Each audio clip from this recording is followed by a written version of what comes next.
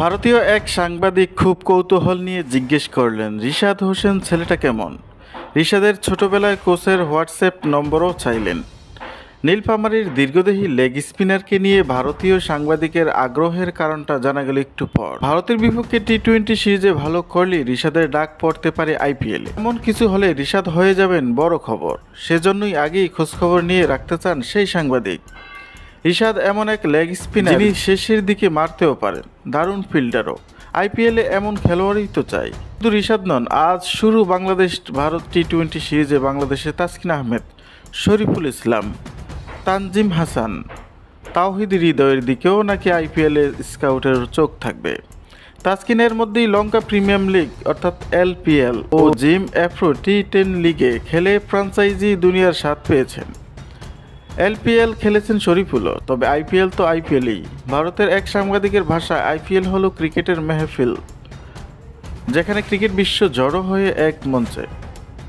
দুনিয়ার এমন কোনো ক্রিকেটার নেই যিনি আইপিএল খেলার স্বপ্ন দেখেন না।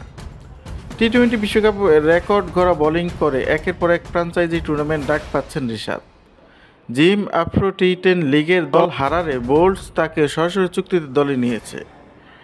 এক সপ্তাহের ছোট্ট টুর্নামেন্টটি খেলে ভারতের টি-20 দলের সঙ্গে যোগ দিতে পারতেন তিনি, কিন্তু রিশাদ জিম্বাবুয়েতে খেলতে গিয়ে চোটে পড়ার ঝুঁকি নিতে চাননি।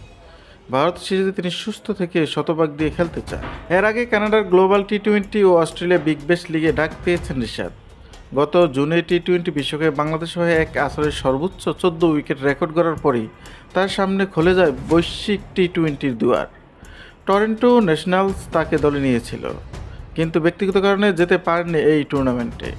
বিশ্বকাপের বোলিং দেখে প্লেয়ার্স ড্রাফট থেকে রিশাদকে দলভুক্ত করে হোবার্টস হারিকেনও।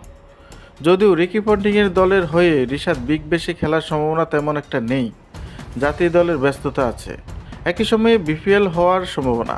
বিগ ব্যাশের সুযোগ হলেও রিশাদ তাই সেখানে বেশি ম্যাচ খেলতে পারবেন বলে মনে হয় না। তরুণ এই লেগ স্পিনারের অবশ্যই তাতে তেমন আক্ষেপ নেই, তার লক্ষ্য আইপিএল। তাসকিন ও শরীফুলকে এরই মধ্যে দুবার আইপিএল খেলার সুযোগ হাতছানি দিয়ে গেছে। দারুণ ফর্মে থাকে এই দুই পেসার কখনো জাতীয় দল, কখনো ঢাকা প্রিমিয়ার লিগের ব্যস্ততা আইপিএল খেলতে পারেননি। এবার সুযোগ পেলে দুজনেই তা নিতে চাইবে। আর সুযোগ পাওয়ার ফর্মুলা তো এই মুহূর্তে খুব সহজ।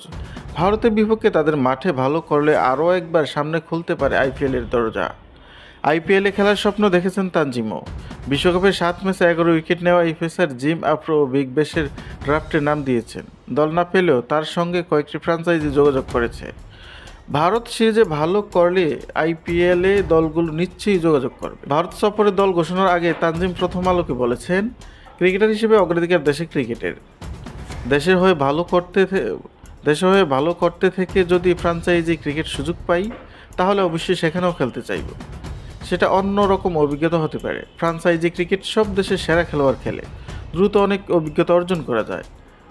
বাংলাদেশের দলের সাবেক কম্পিউটার বিশ্লেষক শ্রীনিবাস চন্দ্রশেখর বর্তমানে আইপিএলের দল লখনৌ সুপার জায়ান্টসের হয়ে কাজ করছেন। বাংলাদেশের ক্রিকেটারদের আইপিএল দল পাওয়া নিয়ে তিনিও বেশ আশাবাদী। গতকাল হোয়াটসঅ্যাপ বার্তায় শ্রীনিবাস বলেন, ভালো করলে আর আইপিএলের সময় যদি খেলার মতো অবস্থা থাকে তাহলে নিশ্চয়ই ডাক। ভারতের বিপক্ষে আজ শুরু 3 ম্যাচে টি-20 সিরিজটা তাই বাংলাদেশের ক্রিকেটারদের জন্য আইপিএলে দৃষ্টি কাড়ার সিরিজও। তবে দৃষ্টি তখনই কাড়া যাবে যখন দেশের হয়ে ব্যাটে বলে জলে ওঠা যাবে।